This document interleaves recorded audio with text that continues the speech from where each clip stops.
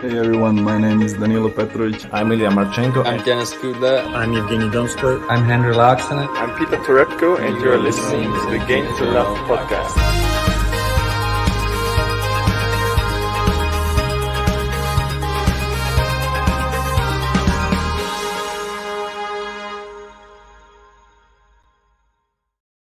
Well, hey, welcome back, tennis fans, to the Game to Love podcast.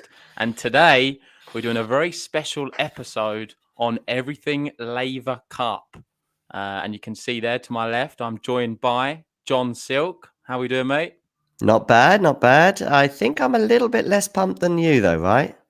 Which is strange because I'm questioning myself. Why am I so excited for the Laver Cup? It seems to be an event which divides opinion. There's a lot of people who don't really like it. They're not sure about it being part of the calendar. Not that keen. It seems to be a bit of a sort of a Roger Federer style tournament, and if he's not in it, people aren't keen either, even more. So, but I just love it. I love all the bits around it. All of them all getting suited and booted the last few days. Some of the interviews, the post, the press rooms, and all of that. I think it's been great. I love the whole buzz around the Laver Cup, and I am excited for some tennis. We're going to be seeing some matches today, which we're going to get into. But let's start things off, and I think the best way to start is really, how does the Laver Cup work? Because I was doing a bit of research myself because I wasn't sure on the exact rules on how everything plays out. JG, can I just interrupt us very quickly? Because I think before we get into this, I want to just tell you and the audience in particular about how excited I am by this, this tournament that last year obviously couldn't happen because of the corona pandemic, etc.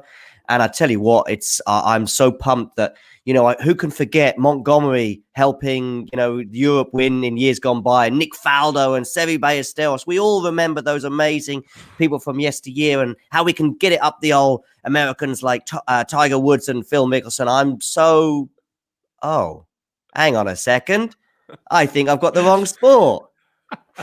What is this? JG, tell me about it. How does it work? What's going on? Well, for people who don't know golf, John's referencing there the Ryder Cup, and that is actually happening the same time as this, I believe. I know. Which they must have done deliberately, which I think is a bit odd. But I don't think it always does happen, but this is off the back of the Ryder Cup. It's the same style thing. You got Europe versus the world. We've already seen there in the chat. We've got Graham here with the American flags, flying them high. Me and John, I think we're both on the side of Europe. Is that fair to say? Yeah, it is fair to say. But I always think, there's a few characters on the world side, so to speak. So, I think it can be. I just want to, it's a fun thing, really, and we don't want to get into too much. Whoever you're supporting, whether you're a Riley Opelka fan or a Tsitsipas or Medvedev fan, it doesn't feel quite so bad when they lose a match here. You just want to, have fun, which is kind of what it's about. But yeah, I guess. Maybe come Sunday, or Saturday night, I'll be really getting into it, and I'll be really pulling for Europe. But most as it progresses, you do, because there's more points at stake as it goes. Yeah, on. right. But we'll find out about that. Let's see how it works. So the Laver Cup pits 6 top European players against 6 of their counterparts from the rest of the world. That's pretty obvious. We know that. And then the team selection. This is I wasn't sure how this has actually worked myself, but so it's each team is comprised of 6 players and led by a team captain who is the legend of the sport. So the captain for Europe, Bjorn Borg, and the captain of Team World, John McEnroe. That's been the same for all of the editions. I think there's been 3 editions to date, and they've both been the captains both times. Makes sense to me. I mean, you're probably arguably the 2 biggest legends, if you like, that have retired from the sport, that have that character as well. Maybe Bjorn Borg's character is sometimes a little lost, but McEnroe certainly makes up for it on the US side or on the world side.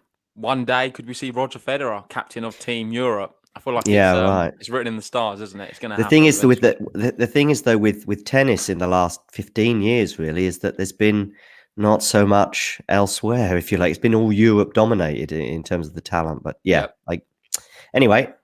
3 of the 6 players qualified based on their ATP singles rankings as of Monday following Roland Garros, and 3 are captain picks announced at the start of the US Open, which I didn't know that fact until really, I think I was looking yesterday and I saw this as well, because I wasn't sure how they come up with the teams.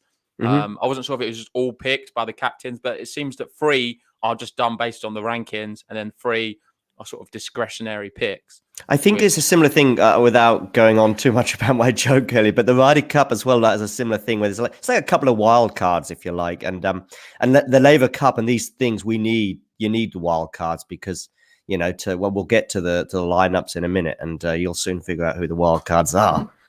Yeah, I'll just get through some of this other bits as well. Sure. So how it's worked, the format is played over 3 days, Friday to Saturday. There's a day session, a night session, and there's a final sort of single day session on the Sunday.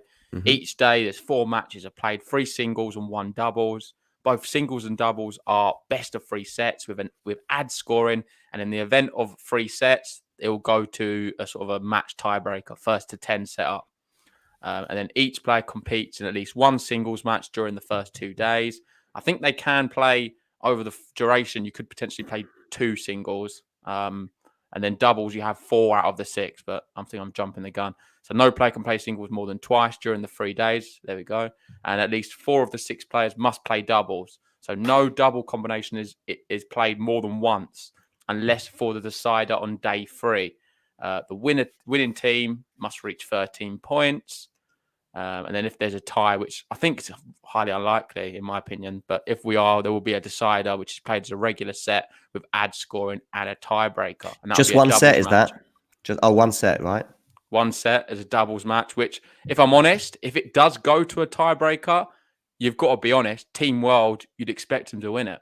I think Really they've got the better... because they're at home, or no, you've got that home? dynamic, but you've got I think they're a better doubles team. If you look at the players, we're going to get onto the players in the single, in the men's. No, it's on the men's. In Team Europe, there's not really many doubles players for me. I think I feel like World could do a little bit better in that scenario. They've got some big servers as well. Matchups are determined for an exchange of lineup cards by the captains. So the captains are picking the cards. And then the scoring, how it works, is 1st to 13. I'll just move through this. But each match win is worth 1 point on Friday, 2 points on Saturday, and 3 points on Sunday, which I think that's like the Ryder Cup as well, is it not, John? Seems familiar, yeah. I don't want to sound like a Ryder Cup expert here. I mean, I'm a sort of a passive fan of that. But it does seem a similar setup, yeah. Yeah, which is good because it means the later the tournament goes on, that's where the real business end is. And I think that's where in the past, Roger's been picking up a few points. Zverev as well did it the previous year. So it's important to get more points, win more matches towards the back end of the event because you can pick up more points. And location-wise, this is another thing I wasn't sure about, but it just rotates anywhere. It could be anywhere in the world, between Europe and the rest of the world cities each year. I think next year, I don't know if you know this, well, currently it's in Boston, so it's one of the greatest sporting cities in the world. It hosts the 4th edition, and next year it's going to be in London. Oh, okay. Nice. That'll, I mean, I don't think it quite softens the blow of losing the ATP Tour Finals, but it's something. Yeah, it'll be in the same place, the O2, I'm assuming. Yeah, I would imagine so. It's a great place, and it's that. I'm so gutted that last year, obviously being the last year, had no fans, because that is an event, I think, maybe even more than a slam, that just needs fans at it. It's a great thing. I've never actually been. Have you been to an ATP finals, by the way? Yeah, I have been. I've been. Nice. I forget, maybe twice. When I was really young though, so when it was first thing, I don't remember it too well. But then the other times, yeah, it was amazing. Really great atmosphere. Some of my first memories of watching tennis live as well. So I couldn't recommend it enough. And if we do, well, hopefully it still goes ahead next year in London. I'll try and get tickets for sure. It'll be great, great event to go to. So they're the rules. They're the basic stuff. Get all that out of the way. I feel like a lot of people do know the rules, just for people who don't. I know we have some people who aren't familiar. And these are the 2 teams. So we've got Team Europe and Team World here. Initially, you've got to be honest. You look at the 2 teams, you think Europe have a lot stronger team. You've got all of these guys inside the top 10. I think Casper Ruud, is he 10th? I think he's. I think. And he's certainly there or thereabouts for the race as well. Casper Ruud is one of those kind of on the cusp of the. Yeah. I mean, I don't want to get confused with the ATP Tour Finals too much, but it is kind of relevant. So yeah, he's certainly top 10 anyway. Yeah, and then the other guy as well. We don't even need to give him much of an introduction, do we? We've got Medvedev. They just won a slam. He's number 2 in the world. You got 3, 4. must be what, 6 and 8 or something. Something like that. I mean, it's basically, I think, the fittest Europeans, with the exception of Djokovic, I guess, available. Well, and Rafa. Yeah, fittest.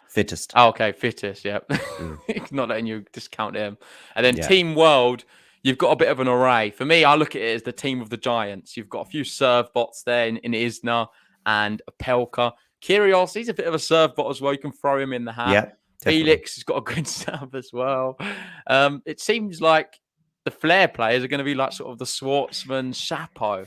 Kyrgios but I has mean, got that flair as well. Kyrgios has got the flair too. It's a bit of it's a very mixed bag team. And looking down all the list of the previous 3 years, it seems to be it's always the case where the Team Europe have all of the sort of high ranked tennis players, and they're going to be big favourites going into it. Where Team World have like an array of players, sometimes outside the top 100. I think Kyrgios is on the verges of that himself. Is he really that low now? Is he? I think he's really dropped to like 80 or something. Oh wow! But I mean, so when I was thinking of wild cards, if you like, there's no one wilder than Kyrgios. Yeah. So just how would you sort of assess the two teams, John? Well, I actually think if you look at it on paper, it's very one-sided in terms of, as we just highlighted with the rankings. You would look at this, and if this was a slam and they were each playing each other a slam in singles, for example, you'd go, well, you'd imagine all the Europeans pretty much to prevail in almost every matchup. Perhaps Felix and Shapo might have a shout, but Schwartzman's had a pretty rough year. Opelka's actually had, by his standards, a pretty good year, but he's not at the level of, say, Medvedev or Tsitsipas or Zverev.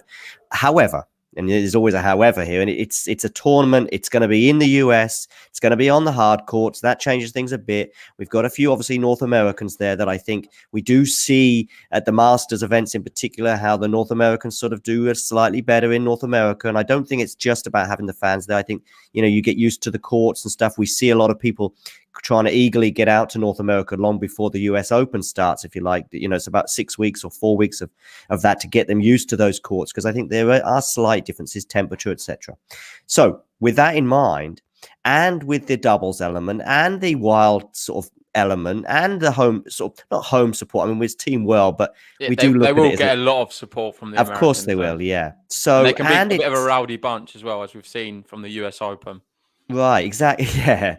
And so when you throw all that in there, I think that suddenly it's much closer. And, if you said to me on Sunday that Team World have won, or if we see the Team World have won, it won't be that much of a surprise. I have no idea what the bookmakers are doing. Maybe somebody in the chat can say. I would imagine Team Europe are slight favourites, but I bet it's pretty close. And if the odds on Team World are generous, I would suggest that would be my tip. That's how I see it. Wild cards as well. This is just an event almost made for someone like Kyrgios. It's no surprise that he was one of the so-called captain's picks, because he's a crowd drawer for sure. It's great that they've attracted him, because during the pandemic he's been a bit reluctant to travel on certain occasions. So it's great, and I'm looking forward to it. I get it that the purists probably are not such a big fan of this event, and I have various ideas on how it could be improved, and certainly I think team tennis in general could be improved to make it a real spectacle. I think this should be a lot less frequent for a start, but no, I'm looking forward to it. Medvedev, of course, as we mentioned before, we're riding a high following the US Open victory that he had. So I can imagine him coming into this full of confidence. However, you do wonder if he's a guy that needs to be motivated. Medvedev is somebody that we see when his lack of motivation is there. It's a real issue for him, and maybe he'll just relax and enjoy the moment and maybe produce better tennis. But I actually think that Medvedev is slightly better when he has a little bit of tension in his belly. Tsitsipas, of course, regarding what's in his belly, will be focused on how long he takes for his toilet breaks. And yeah, I'm really looking forward to it. Yeah, Almino's saying, I was wondering why JG was saying so still. Yeah, he wasn't quite focused on exactly what I was saying. I think his internet has just frozen out. But I'll continue all the same. Kyrgios is 95, Almino. You'll have to elaborate a bit on that. I'm not quite sure what you mean there, but maybe you can tell me more. Hi, Shredan. Nice to have you with us. It's great to have you on board. I love this comment about listening while stacking shells in work. Thanks for helping with the grind. Well, you're welcome. I'm going to try and pronounce your name, Ruari Madden. Ruari, tell us where you are in the world, and also tell us which shelves you're stacking. If only you were in the UK, where I think our shelves are desperately in need of stacking, because we have basically nothing on the shelves. Apparently, there's some dispute that they call Brexit, but we won't be going into that because we're here to talk about tennis. Almino, okay, 95. Wow, Kyrgios has dropped like a stone. I mean, really, I think that's probably more a case of the pandemic and him not traveling much and probably going out really early. Certainly in the US Open doesn't do that any good. Hello, JG. Welcome back. Welcome back to the John Silk Rants podcast. Yeah, sorry, man. It's happened again. This time No it's worries. even worse, though. I've lost all my everything's down. I'm just running off the Wi-Fi now. I've got no light on in here, so hopefully it's not too dark. This could be another repercussion of Brexit, JG. We were just talking about there's a dude stacking shelves and we're helping him with the grind. And I just said, well, please tell me you're stacking the shelves in the UK where I think they need to be stacked. Yeah, we're desperate here, but hopefully it doesn't go off again. They are a bit closer than, say, other years, maybe. Yeah, I just think there's the entertainment value with the rest of the world that helps. I think players like Tsitsipas and Medvedev have a bit of character about them, but the rest of them are sort of, very talented players, and I'm sure many of our people have their favorites, but the characters are certainly on the Team World side as far as I'm concerned. Yeah, so moving on to the next thing. This is the day session. So you can see here, we can see day one now, which is going to be later on. I think the first match kicking off, we've got 1 p.m. there in the US, which is about 2 hours time. Is that right? Yeah. Or something like that. Yeah. 4 hours time, sorry. 4 hours time. And we're going to have Casper Ruud, Riley Opelka. The first match, Casper Ruud, both of them never played at the Laver Cup before. It's going to be a close one. In fact, I'd probably say Opelka is going to be my favourite, especially being in America on the hard courts. I think Opelka's got a good shot for that. And it could be a good way for Team World to start, really. I think those two matches are both very close, but I do think Team World probably need a good start more than Europe. But there's no reason why they couldn't win both of those. Yeah, definitely. It's a really good sort of first day for Team World. Equal. Even the Berrettini one, Felix is a good shot. I think they played, didn't they, recently at Wimbledon? And yeah, Berrettini was won. Quite close on that occasion, but on the grass, Berrettini was just pretty dominant. And then you've got the night session, Rublev, Diego Schwartzman. This is one where I would see it going in the favour of Europe. I'm not sure if Schwartzman's going to be able to really inflict much damage this year. He's not in the greatest of form, even on clay. So I don't see him doing great on these hard courts against these big hitters in Team Europe. Yeah, I agree. But what I would say about that match in particular is it's kind of a bit the match between two players that may be feeling a bit sad, particularly about this year, having had pretty good or very good, I would say, 2020s, with Schwartzman obviously beating Nadal in Rome and also getting to the semis at the French. His year has been glum, let's say. But I would say the same about Rublev, with obviously last year doing so well at certainly the ATP 500s, etc., and making the ATP finals. He's had a really disappointing year as well. And with both of these players, I think the saddest element is you just wonder if they've kind of peaked. I think it's harsh to say that about Rublev, personally. Yeah, maybe you're right. He's definitely got a lot of time. Schwartzman, I don't think he's going to be reaching the levels of maybe what we've seen the last few years. He's just going for a bit of a bad time. I don't know if you saw what happened at Davis Cup, losing against some unranked junior player. That was poor. But he's come out and he said the conditions are suiting him quite well. He's been a great character to have in the team. I'm sure you've seen some of the videos of him with all the tall guys. Calling what's it, John Isner and Opelka, his long lost brothers, and he's been missing them. I thought that was quite funny. He's a funny guy. I like him. I mean, his comment during the Nadal Djokovic semi-final at the French Open. So he's watching and he takes to Twitter and says, "What sport are these guys playing?" He's a character, which is really important at an event like the Laver Cup. Especially the Laver Cup's all about the characters. It's not just about the best tennis players, and this is why I would emphasize for Team World. This is their big shot. They can do something because Kyrgios seems to be producing a better level than he ever plays usually, because he means a lot to him. And we could see some shocks, like not the things what we'd expect maybe in a Grand Slam. There could be some different type of results, which makes it a lot more competitive for sure. And then the last one is the doubles. I think the doubles is going to be anyone's picks because there's not many doubles players. I would say Chapo, Felix, they could be a really good doubles combo. I know Rublev plays a bit of doubles here and there. He's not too bad. Steph's got great hands. He could be a good doubles player. Although I think someone will remind me in the chat if I'm saying this wrong, but I think he's never won a doubles match at the Laver Cup, and he's been doubled with Federer and Nadal before. So he's had some good partners, and he's still struggled.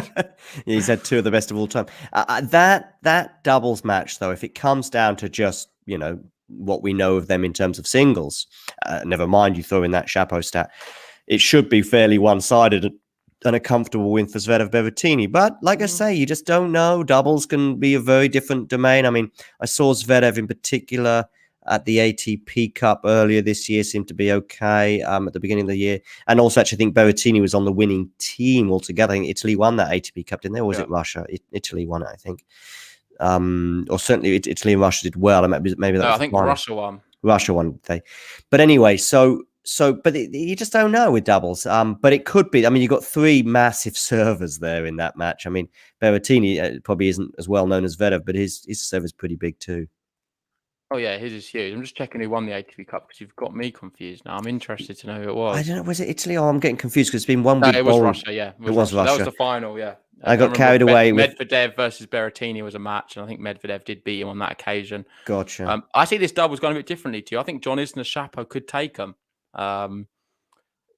It's a bit of a toss up. It's going to be close. I think I'd back Europe in that one, but yeah, I mean, I'm like I say, all of these are much of a muchness. Yeah, let's see. I think with the doubles, an important thing to note was when I was going through the rules is we're going to have 4 players. Only will be playing doubles, so there's going to be 2 people left out of the doubles altogether. On Team Europe, let's be honest, I feel like it's very. I kind of know who's going to be left out, and one's going to be Daniil Medvedev. He's already said he does not fancy the doubles. He doesn't think he's a very good doubles player, and he doesn't want to play it, basically. So most likely he's going to be left out of that. And then the other one you'd probably think would be Casper Ruud. I can't see him doing much damage in the doubles. In terms of the ranking, at least, yeah. So I think it's going to be, we know Zverev, Berrettini, and then most likely Tsitsipas the other two will be... probably... But Tsitsipas would be like a fish out. I think that'll be the other doubles pairing as well. But Tsitsipas would be like a fish out of water without his brother on the court. I'd have thought. I mean, he'll be looking over, thinking, "Who the hell is this?" Oh, is he really? Rublev will be. Well, maybe yeah. Rublev will be wondering where. What's her name? Who he partnered with at the Olympics? Who got to the French Open final? They were the gold medalists at the Olympics in the mixed doubles. Oh, Pavlyuchenkova. Is that am I saying it? Yeah, that was his partner and they were a great partnership. So he'll be wondering who the hell is this when he looks at Tsitsipas, and Tsitsipas will be going, "Where's my brother?"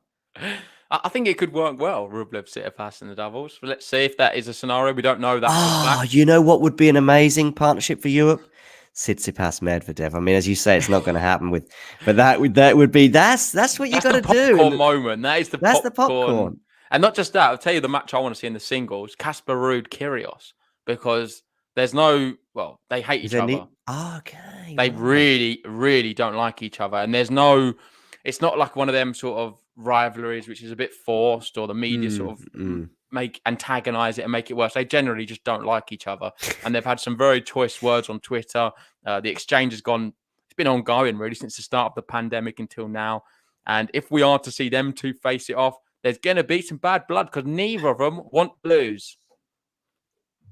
Almino's saying that it was Russia, as you mentioned earlier. Oh, and I think it might have been Almino. Somebody wanted to know earlier, JG, if you and I have spoken about the West Ham match. And I'm more than happy to speak about the West Ham Man United match last Sunday, but I don't want to talk about the one on Wednesday. Well, I'm happy to talk about the Carabao Cup one, yeah, not the other one, John. Yeah, exactly. So we'll move on. Otherwise, we're getting some doubles tension on a Ruud, Casper Ruud and Kyrgios level. Yeah, and since on Team World, then obviously we've got the 6 players there. Who do you think the 4 are going to be chosen to be playing the doubles? We know Isner Chapo. Maybe the question I should ask is who's the 2 they're going to exclude from the doubles?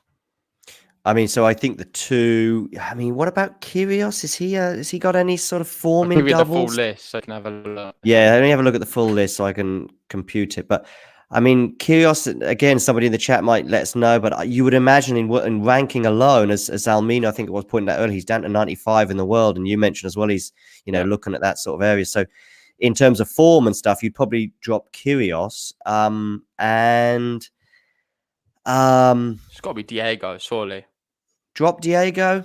Would you play Diego doubles? I don't think he's a doubles player, is he?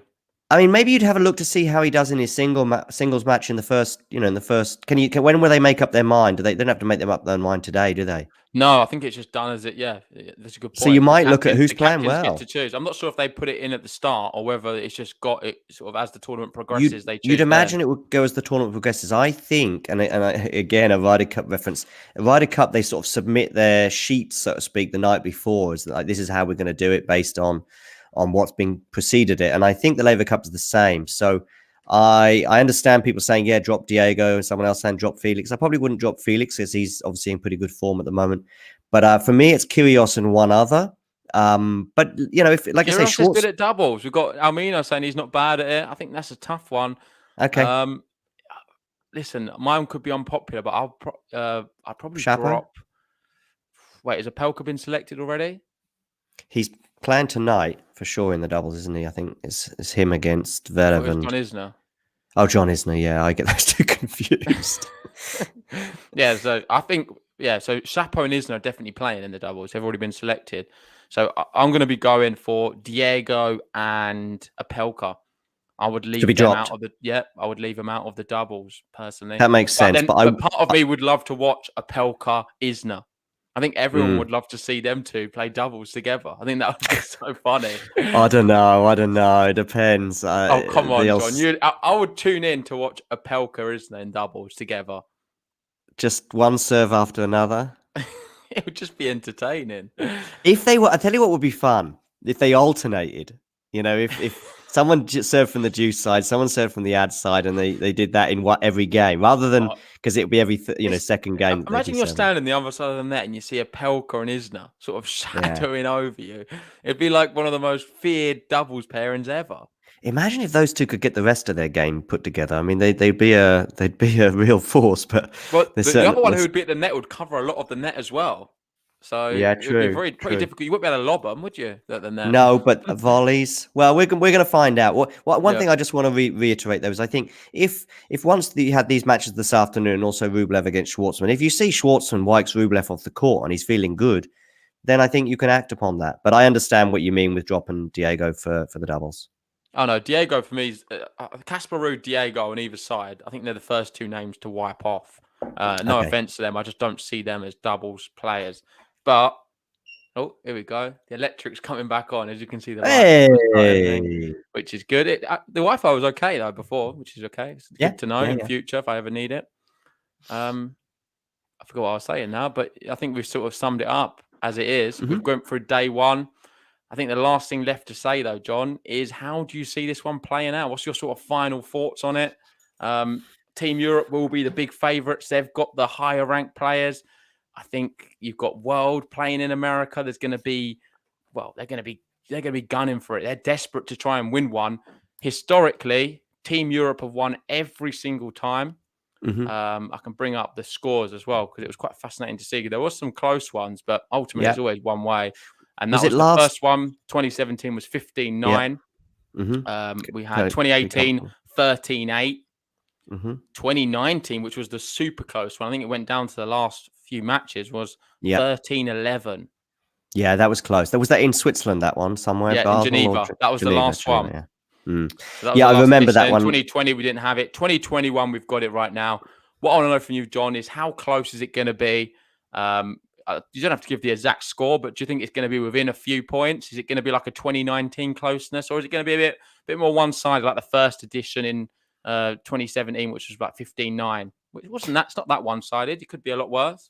Sure. I actually do think it's going to be close because I think actually there is a much of a muchness. I mean, the rankings don't always tell us exactly where they are, and Kyrgios in particular. I think form is important too. So I think it will be close. And do you know what? I've got a feeling that maybe the rest of the world are going to win it for the first time. Oh, he's on the red side. You can see him. He's already on that side of the video. He's loving it now.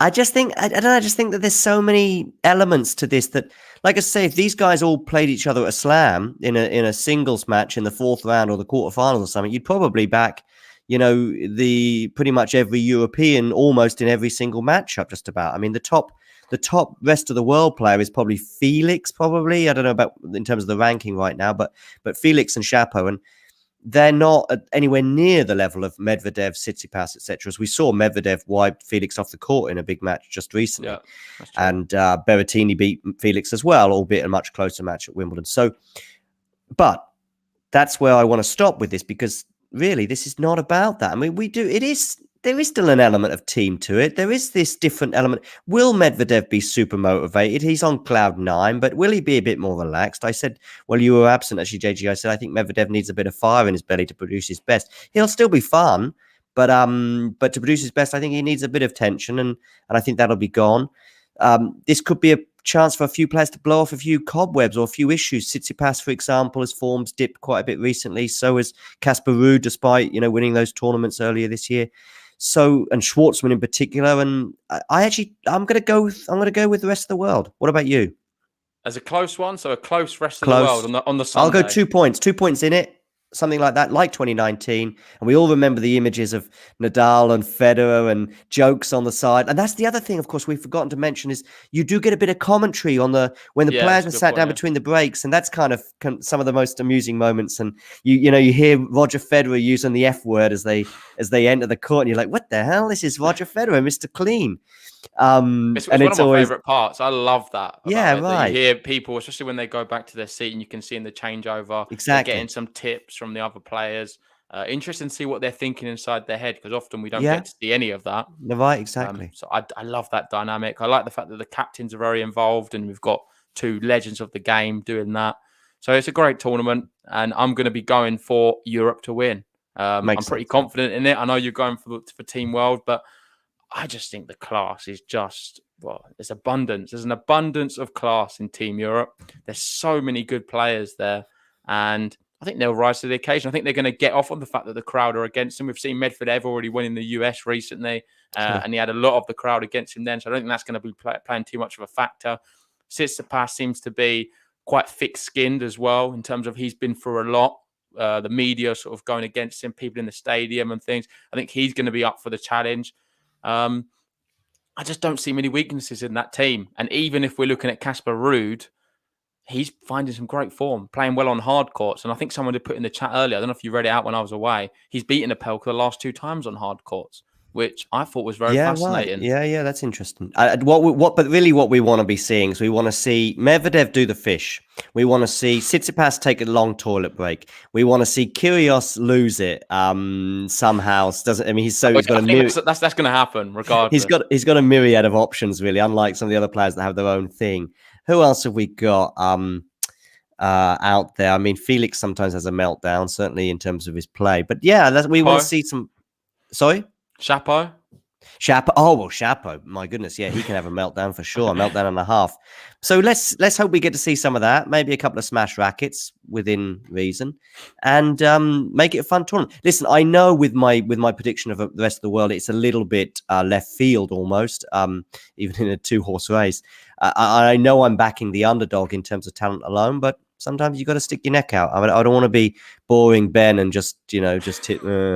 I think Europe will win because they got all the top 10 players. I love that reference. I'm sure Ben doesn't love it, but he'll get me back. He'll get me back. Let's leave it there. Cheers for joining us, John. Thanks for everyone who joined. Apologies about my internet throughout. It was a bit frustrating, but we got it done in the end. That's our Laver Cup preview. I, for one, very excited. I'll be covering maybe both of the matches. I'll have to see how the first one goes later on. Most likely by myself, as Ben is moving house and he doesn't have Wi-Fi at all. Doesn't look like I do either, but he's non-existent. But yeah, thanks for joining us, John. If you haven't already, guys, hit the like button on the video, subscribe if you're new, and we'll see you very soon for some more Laver Cup action. Let's get going. And I'm hoping Team Europe can get the win. Cheers. Cheers, guys.